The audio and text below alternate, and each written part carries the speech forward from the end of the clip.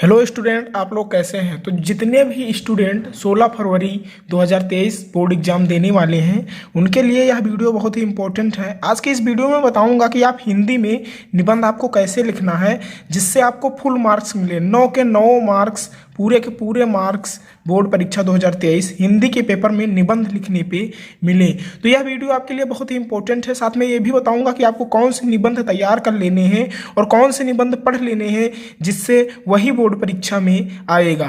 तो आइए देखते हैं आपको क्या करना है। आपको निबंध लिखते समय कुछ सावधानियां भी बरतनी हैं, उनको ही मैं बताऊंगा। साथ में ये भी बताऊंगा कि आपको निबंध कौन से तैयार करने हैं। तो वीडियो को एंड तक देखकर समझ लीजिए। तो पहले हम बात करते हैं कौन से निबंध आपको तैयार कर लेने हैं। तो 5 निबंध ऐसे हैं जिनको आपको तैयार करना है। तो आइए देखते हैं। जो हमारा पहला निबंध है वह है राष्ट्रीय एकता। क्या है जो हमारा पहला निबंध है वह है राष्ट्रीय एकता। राष्ट्रीय एकता पर आप निबंध जरूर तैयार कीजिए, ये अब की बार पूछे जाने की संभावना है। साथ में आपको जनसंख्या विस्फोट पर भी निबंध तैयार कर लेना है। आपको पढ़ लेना है, आपको रूपरेखा समझ लेनी है, उसके बाद आप अपने आप से भी लिख सकते हैं। तीसरा, नारी सुरक्षा या नारी सशक्तिकरण पर आपको क्या करना है, निबंध तैयार कर लेना है। चौथा, पर्यावरण प्रदूषण पर या पर्यावरण प्रदूषण की समस्या पर। साथ में 5वां, बेरोजगारी की समस्या पर भी निबंध आपको तैयार कर लेना है। तो आप इन 5 निबंध को तैयार करते हैं, ट्रस्ट में इसी में से पूछा जाएगा जिससे आपके 9 नंबर बोर्ड एग्जाम में पक्के होने वाले हैं। अब मैं बात करता हूं कि आपको निबंध कैसे लिखना है। तो निबंध लिखते समय कुछ चीजें हैं जिनकी आवश्यकता होती है, उन्हें आपको सही से लिखना है।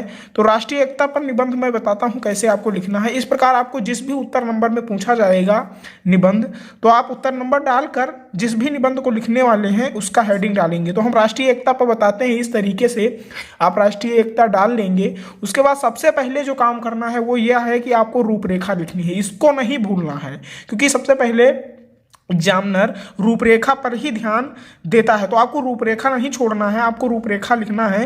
तो रूपरेखा में आप यह भी लिख सकते हैं प्रस्तावना, साथ में राष्ट्रीय एकता की आवश्यकता, उसके बाद तीसरा लिख सकते हैं राष्ट्रीय एकता का महत्व और उसके बाद उपसंहार। इस प्रकार से आपको सबसे पहले प्रस्तावना लिख देना है। मैं बताता हूं आपको कि फॉर्मेट, ये फॉर्मेट बता रहा हूं कि निबंध कैसे लिखा जाता है, किस फॉर्म में लिखा जाता है, किस तरीके से लिखा जाता है। तो सबसे पहले आपको रूपरेखा लिखना है और आप जितने भी हेडिंग के बारे में बताने वाले हैं उन सभी को रूपरेखा में ब्लैक पेन से लिख देना है। उसके बाद अब सीधे हेडिंग डालेंगे आप प्रस्तावना। क्या डालेंगे? प्रस्तावना। आप प्रस्तावना में जो भी जानते हैं उसको लिखेंगे। उसके बाद दूसरी हेडिंग डालेंगे राष्ट्रीय एकता की आवश्यकता।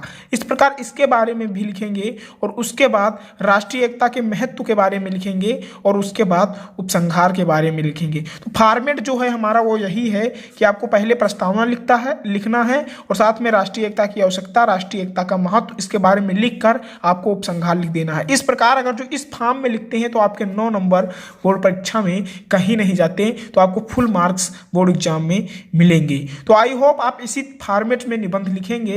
तो फिर मिलते हैं अगले वीडियो में, तब तक के लिए धन्यवाद।